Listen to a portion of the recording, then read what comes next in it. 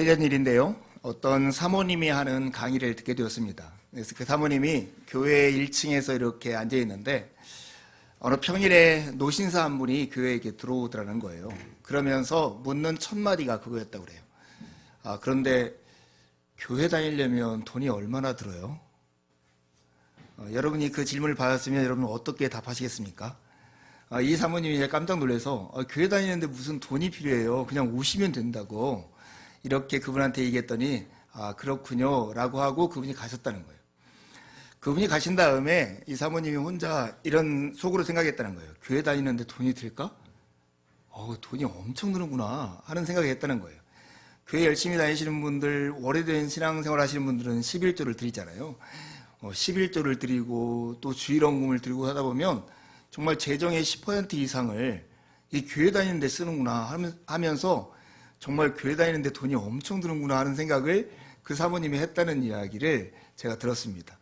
저도 그때까지 한 번도 생각해 보지 않았는데 신앙생활하고 이렇게 교회 다니는 것이 비용이 많이 드는구나 하는 생각을 처음 했던 기회였던 것 같습니다. 근데 여러분, 이걸 돌이켜보면 이런 거죠. 내가 값비싼 물건을 살 때 그 대가를 지불하는 것만큼 그 사는 물건이 값지다는 거죠. 아까 어린이 설교에서 아이들이 좋아하는 어떤 것을 위해서 시간과 돈을 쓰고 있다고 하는 것은 적어도 그들에게는 그것이 소중한 가치라는 의미입니다.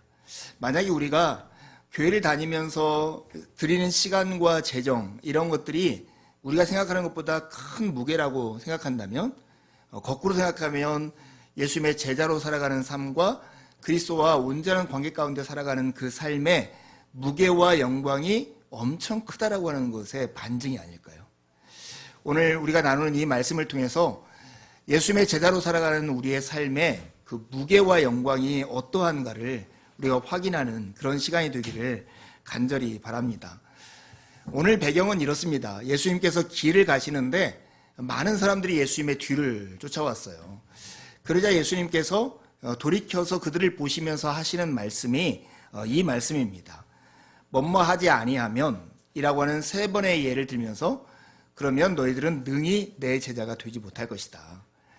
너희들이 나한테 배우고 나의 삶을 따라 살기를 위해서 나에게 온다면 적어도 뭐뭐 하지 아니하면이라고 하는 이 과정을 통과해야만 너희들은 능히 내 제자가 될 수 있다라고 예수님께서 가르치고 계시는 것입니다. 지금 예수님을 따라오는 이 사람들은 예수님이 각자를 불러서 예수님을 따르라고 하는 사람이 아니에요. 그냥 예수님의 어떠하심을 보고 그들이 즐거워서 예수님을 따르는 사람들이었을 것 같아요. 그들을 향해서 예수님께서 하시는 말씀을 좀 의역하면 이런 거죠. 너희들 나 따라가고 싶어? 여러분들 정말 나와 동행하고 싶습니까? 끝까지 내가 가는 곳까지 가고 싶으세요? 그렇다면 여러분들이 지금 선택한 그 선택이 무엇인지를 곰곰이 생각해 보세요. 이게 만만한 일이 아닙니다. 이렇게 말씀하고 있습니다.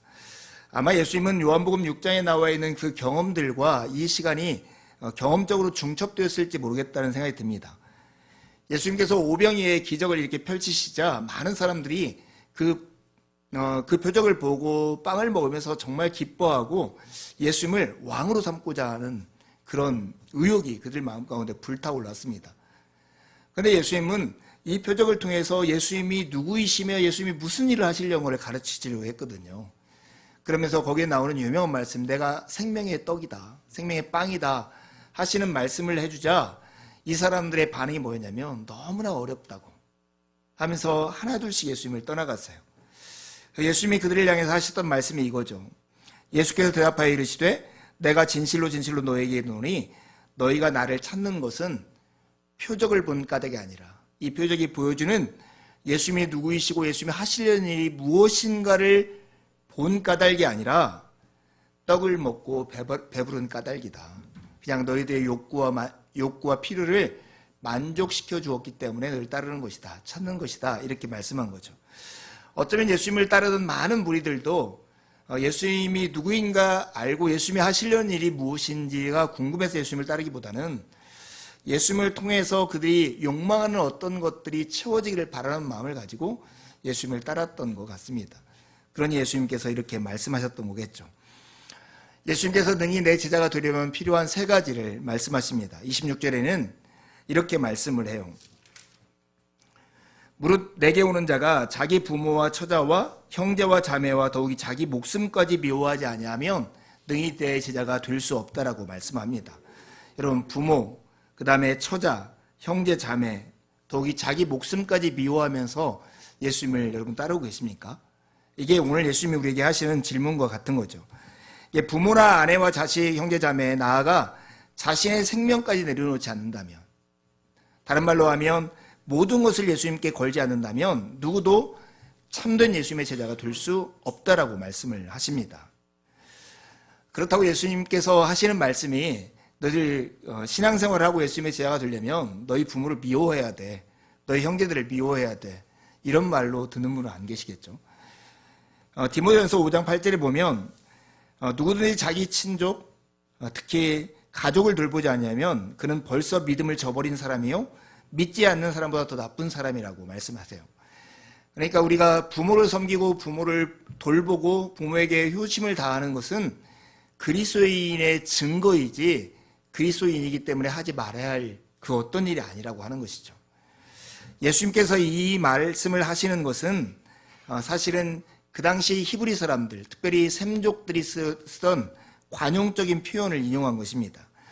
어떤 것을 미워한다라고 하는 것은 그 대조가 되는 어떤 것을 너무나 사랑하고 귀하게 여기기 때문에 마치 남들이 보면 다른 것을 미워하는 것처럼 보이는 그것을 나타낸 표현입니다.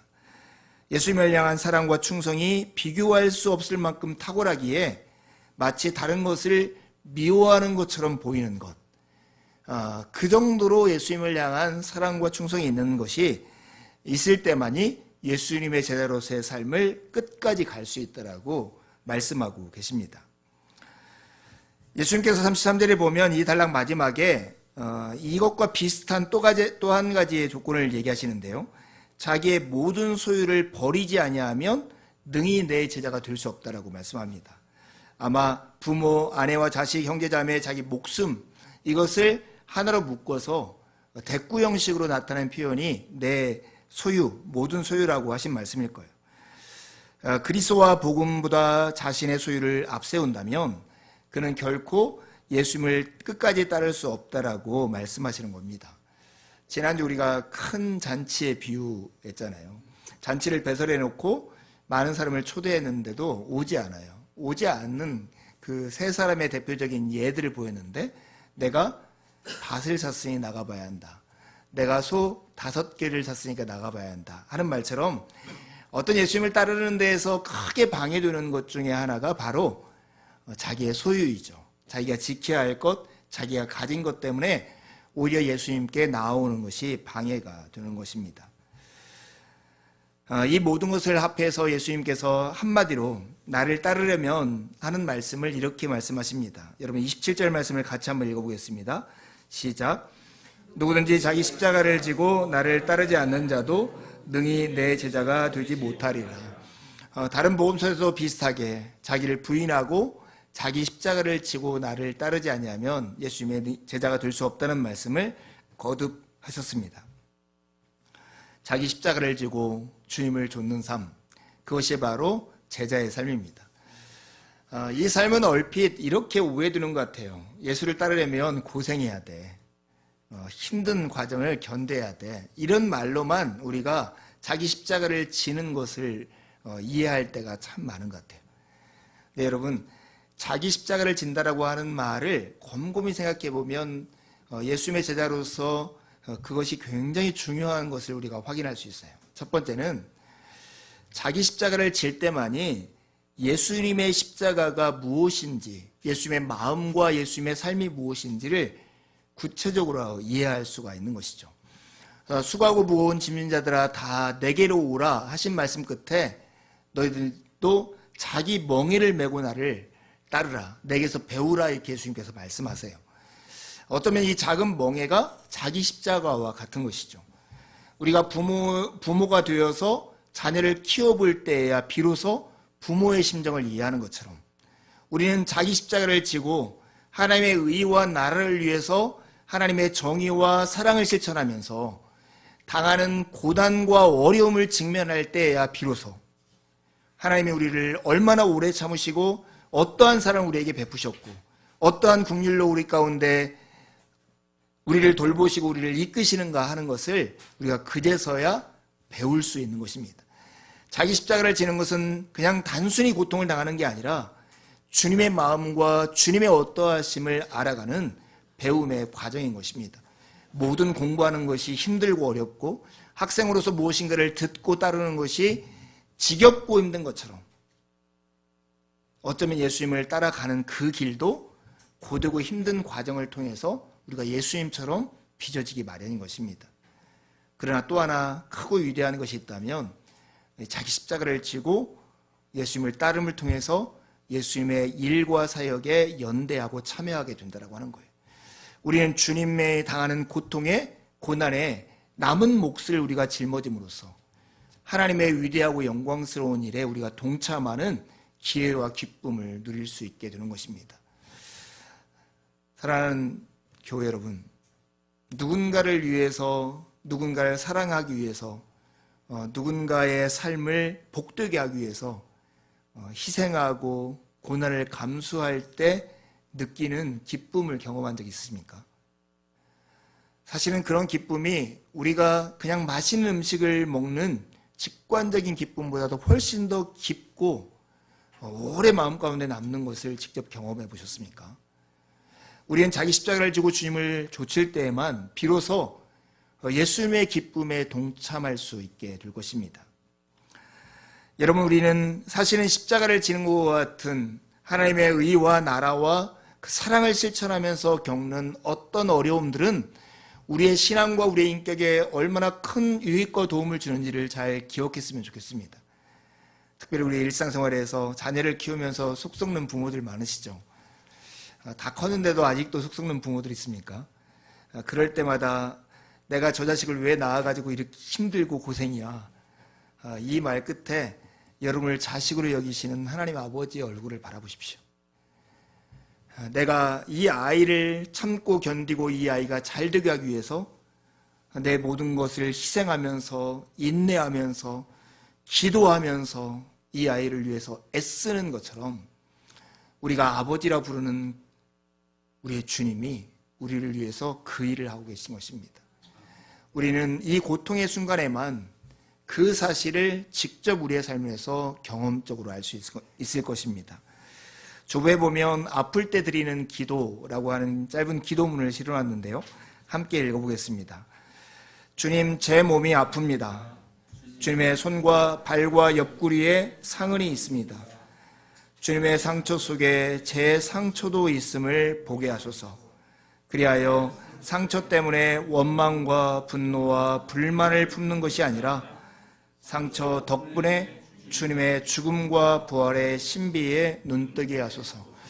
우리에게 있는 여러 가지 예수 그리스도를 따르기 때문에 경험하는 여러 가지 고통과 십자가를 진다라고 말하는 현실 속에서 오늘 우리는 더 깊은 주님의 사랑과 신비 가운데 들어갈 수 있음을 알 수 있습니다. 예수님의 제자, 곧 그리스도인이 되려면 가족보다, 생명보다, 재산보다 예수님을 더 사랑해야 합니다. 영원한 것을 얻기 위해서 영원하지 않은 것을 버리는 것은 어리석은 일이 아닙니다. 여러분, 우리가 살아가는 일상의 삶 가운데 우리는 늘 정말로 귀한 가치를 위해서 그러지 않은 것들을 버리는 것들이 너무 흔하게 일어나고 있다는 것을 다시 한번 생각해 보십시오. 아까 주희가 좋아하는 세븐틴이나 주한이가 좋아하는 야구나 아니면 청소년들이 좋아하는 게임을 위해서 그들이 시간과 재정을 그냥 이렇게 고민 없이 즐거이 그 돈을 쓰는 것처럼 우리 어른들은 또 나름의 어떤 기쁨과 즐거움을 위해서 우리의 시간과 돈들을 그렇게 아낌없이 쓰고 있다는 것입니다. 우리가 그렇게 주님께 헌신하고 주님을 사랑하며 살아가는 것이 결코 이상한 것이 아닙니다. 단지 차이가 있다면 주님을 믿고 따르는 삶의 그 제자됨의 그 무게와 영광을 우리가 충분히 알고 있느냐, 지금 누리고 있느냐 하는 그 차이만 있을 것입니다. 자기 십자가를 지고 나를 따르지 않으면 너희가 능히 내 제자가 되지 못하리라 하신 이 주님의 말씀을 우리의 삶과 어떻게 연관지어서 이해할 수 있을까 하는 고민들을 설교를 준비하면서 하게 되었습니다. 특별히 두 가지 힌트를 통해서, 제가 이번 주에 겪은 두 가지 힌트를 통해서 이 말씀을 이해하면 좋겠다는 생각이 들더라고요. 첫 번째가 결혼입니다. 저는 어제 저희 조카가 결혼하는 결혼식장에 갔다 왔는데, 결혼식에서 정말 중요한 순간이 그 문답이잖아요. 서약하는 시간. 이 사람을 너의 남편과 아내로 맞이해서 어떠한 상황에서도 끝까지 책임지며 부부의 도리를 다하겠습니까? 뭐 이런 질문인데, 이런 장면은 크게 클로즈업 해가지고 녹화해 놓아야 한다고 생각합니다. 그런데 어떻든 간에 그 결혼식장에서 그 순간을 듣는 딱 순간 제가 이런 생각이 들었어요. 이 친구는 남편이나 아내를 자기가 받아들이는 순간 무엇인가를 버리는 것이 있구나. 부모를 버리는 것이죠. 성경에도 내 부모를 떠나 둘이 하나가 될지다 말씀하는 거예요. 부모를 미워하는 거 아니지만 남편과 아내가 두 사람이 가장 모든 관계에서 최우선이 되는 관계가 되는 것이죠. 예수님께서 내 모든 소유를 버리지 않으면 능히 내 제자가 되지 못하리라 하신 말씀이 그것과 같은 것이죠. 어떤 남자와 여자가 결혼하는데 이전에 사귀었던 어떤 사람들을 정리하지 않은 채 여전히 그 사람들과 관계하면서 부부의 생활을 할 수 있을까요? 누구도 그렇게 상상하는 사람이 없는 것처럼 우리가 다른 어떤 것을 사랑하면서 예수님의 제자로 살아가는 것도 상상할 수 없는 일입니다. 두 번째 예는 선거의 예였어요. 여러분들도 투표 다 하셨나요? 저는 금요일에 사전 투표를 했는데요. 이 투표 용지에다 도장을 딱 찍는 그 순간에 제 마음 가운데 다른 어떤 때보다 무겁게 느껴지더라고요. 제가 어떤 사람한테 딱 도장을 찍는 순간 나의 상당한 권리를 5년 동안 이 사람한테 위임을 하는 거예요. 이 사람의 결정한 대로 나는 그냥 순종하고 살아야 하는 것을 5년 동안은 적어도 내가 선택한 그 투표로 그 결과가 나오더라고요. 예수 그리스도를 믿고 예수님의 제자가 되는 것이 참 비슷한 거구나. 내가 여기에 있는 필라테스를 갔다가 안 갔다는 것은 내가 가면서도 가지 않으면서도 내가 선택할 수 있는 일이에요. 어느 음식점에 밥을 먹고 먹지 않는 것도 내가 선택하고 내가 거두드릴 수 있는 거예요. 그런데 투표는 내가 한번 딱 도장을 찍어서 그 사람에게 위임이 되면 적어도 약속한 기간 동안에는 그걸 바꿀 수 없는 현실이 됩니다. 예수님의 제자가 된다는 것은 딱 그와 같은 것입니다. 내가 결혼해서 서약하는 것처럼 투표에서 도장을 찍는 것처럼 예수님 앞에 내 삶을 거는 것이에요.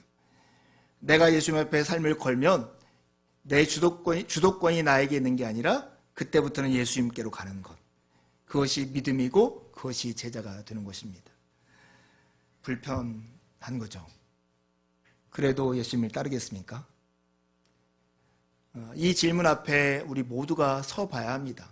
내가 믿는다는 사람이라 할지라도 내가 이런 대가와 이런 희생과 이런 값을 치르면서도 주님을 따르겠는가 하는 질문을 해야 합니다.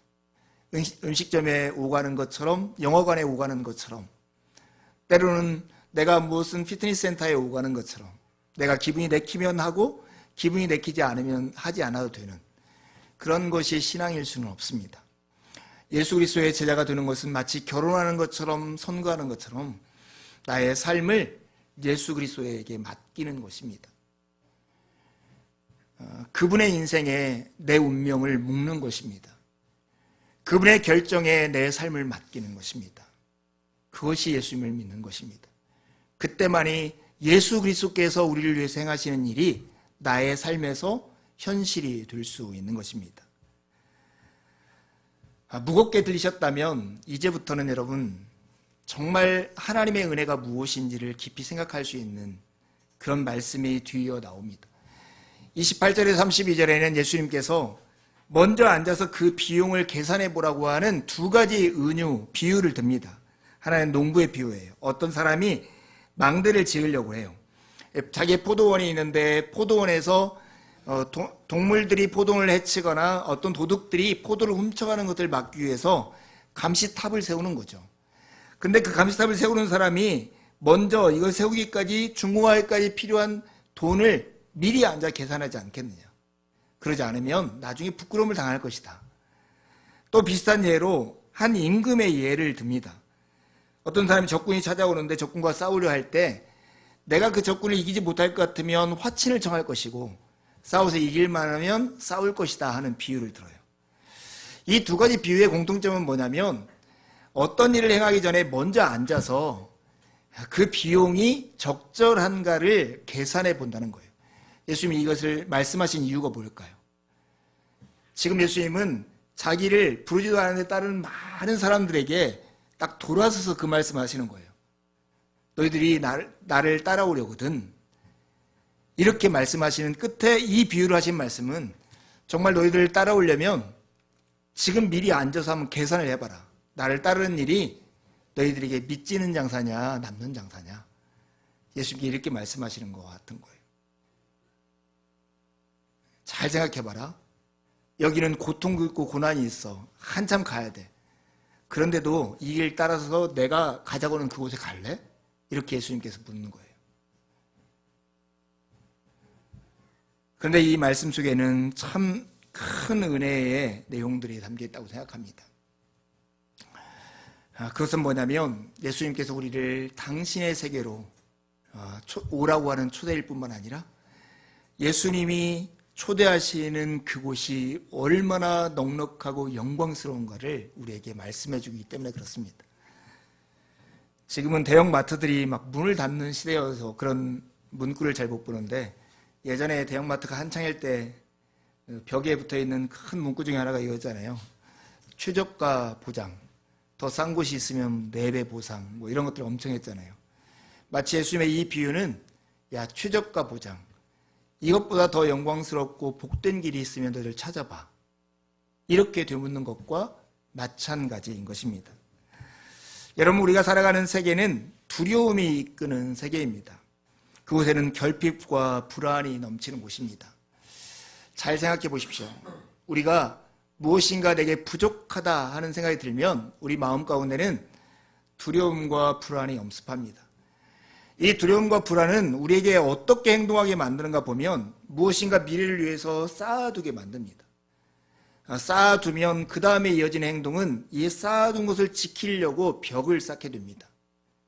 그리고 벽을 쌓은 다음에는 그 밖에서 누군가가 공격할까, 나를 위협하거나 나의 것을 빼앗을까 봐 폭탄을 제조해서 어떤 순간에 오면 내가 던져버리겠다라고 하는 것이 인간의 심리예요.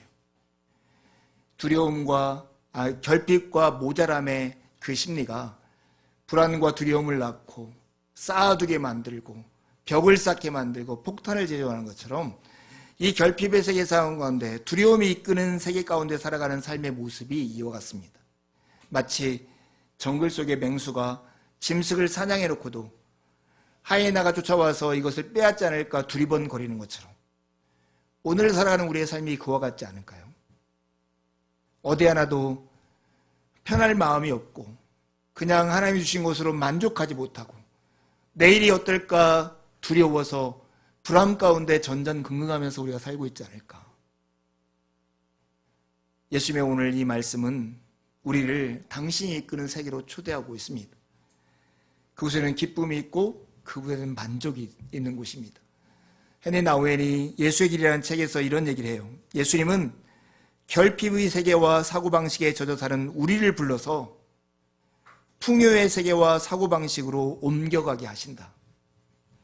하나님이 우리의 목자시고 우리의 아빠시고 우리의 주인이시라고 말씀하여 이 세계에 들어와 살아라.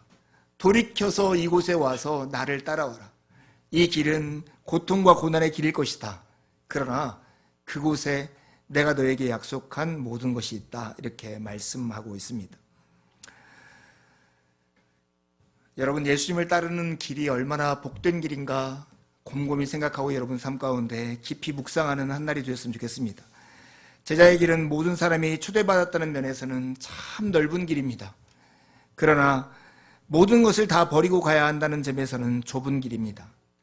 십자가가 없는 부활이 없듯 제자도가 없는 믿음 또한 없습니다. 생텍쥐벨이라는 사람이 이런 얘기를 했습니다. 바다로 나아가게 하려면 배를 만드는 기술을 가르쳐주지 말고 바다를 동경하는 마음을 그에게 심어주라고. 예수님은 우리에게 바다를 동경하는 마음을 심어주기 위해서 이 땅에 오셨습니다. 이 땅에서 하나님 나라를 가르치시고 하나님 나라가 어떤 곳인가를 잔치를 통해서 경험하게 하시고 병을 고치시고 귀신을 쫓아내심으로써 하나님 나라의 방해거리들을 사라지게 하는 일들을 이 땅에서 하셨습니다. 우리로 하여금 예수님은 이 바다를 좀 봐라.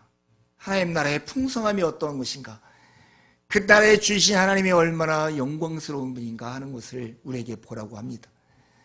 그에 비하면 우리가 주님을 따라가는 데서 자기 십자가를 지는 것은 아무것도 아니다, 이렇게 말씀하시는 것과 같습니다.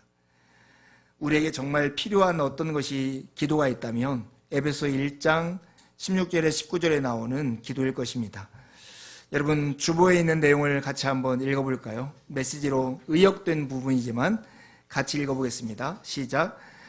우리 주 예수 그리스도의 하나님, 영광의 하나님께서 여러분에게 이해력과 분별력을 주셔서 하나님을 친히 알게 하시고 여러분의 눈을 맑고 또렷하게 해주시기를 구합니다. 그래야 하나님께서 무엇을 하라고 부르시는지 여러분이 정확히 볼 수 있기를 바랍니다. 또한 하나님께서 그분을 따르는 이들을 위해서 마련해 두신 이 영광스러운 삶의 방식이 얼마나 대단한 것인지, 오 하나님께서 그분을 믿는 우리 안에서 끊임없는 에너지와 한없는 능력으로 행하시는 역사가 얼마나 풍성한지를 이해할 수 있기를 구합니다. 여러분, 우리는 좋은 대학을 가려고 많은 시간과 돈을 아낌없이 이렇게 드립니다. 좋은 직장에 가려고 내 수모와 내 고생을 주저하지 않고 감내합니다. 좋은 사람을 만나려고도 우리가 그렇게 합니다. 예수 그리스도를 만나기 위해서, 그분 안에 거하기 위해서 어떤 희생이 아깝다고 하겠습니까? 어떤 고난이 아깝다고 하겠습니까? 오늘 바울 사도가 에베소 교회를 위해서 하나님의 위대하심을 길게 찬양한 끝에 하나님을 향해서 기도합니다. 하나님, 우리에게 지혜와 계시의 정신을 주시고 우리의 눈을 열어서 하나님을 알게 해주십시오. 하나님이 왜 우리를 부르셨는지, 하나님 안에 있는 자들에게 주는 그 상속의 재산이 얼마나 풍성한지, 그 일을 이루기 위해서 하나님께서 지금도 말할 수 없이 크신 능력으로 우리 가운데 어떻게 일하고 계시는지를 좀 알게 해주십시오. 그러면서 하나님의 능력이 어떠한가를 예수 그리스도를 죽은 자 가운데서 일으키신 부활의 예를 들어가지고 설명해 주고 있습니다. 비옵기는 여기에 있는 우리 모두에게 우리의 눈이 열려서 세상에 그 어떤 것과 비교할 수 없는 하나님과 하나님 나라라는 바다, 그 영광과 기쁨을 우리 모두가 마음 깊이 경험하고 깨닫게 되기를 간절히 바랍니다. 오늘 예수님은 이야기 끝에 생뚱맞은 말씀을 덧붙이는 듯 보입니다. 그것이 바로 소금 이야기입니다. 소금은 좋은 것이나 소금도 만일 그 맛을 잃으면 무엇으로 짜게 하겠냐, 이렇게 말씀합니다.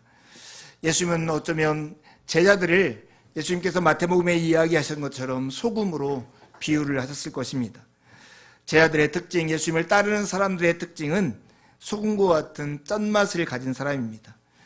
소금 외에 짠맛을 낼 수 있는 음식의 재료가 있습니까?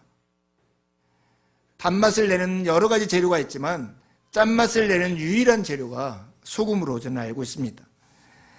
짠맛은 소금으로만 낼 수 있습니다. 그런데 만일 소금이 그 맛을 잃는다면 무엇으로 그 역할을 대신할 수 있겠습니까? 예수님을 따르는 우리 모두가 소금이라고 말씀하십니다. 우리에게 너희들은 짠맛을 가지고 있느냐라고 되묻고 있는 것입니다. 여러분, 소금은 크게 두 가지 기능을 하죠. 하나는 음식의 부패를 막아주는 기능이고 다른 하나는 음식을 맛있게 하는 기능을 가지고 있습니다. 예수님은 이것을 통해서 우리에게 이런 질문을 합니다.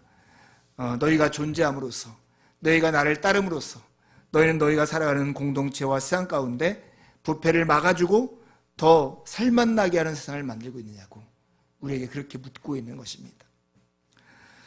여러분, 교회가 크고 작은 것 관계없고 그리스도인이 많고 적은 것, 그것보다 더 중요한 것은 뭐냐면 그리스도인들이 짠맛을 내는 소금으로 이 세상 속에서 살아가고 있느냐가 더 중요합니다. 이국화셰시의 콩떡 콩밥에 보면 쌀보다 콩이 적어도 콩떡이라 부르고 쌀보다 콩이 많아도 콩밥이라고 하고 물보다 콩이 적어도 꿀이 적어도 꿀물이라고 하는 것처럼 양과 관계없이 그 사회를 특징짓는 무엇이 그 안에 있다라고 하는 것이죠.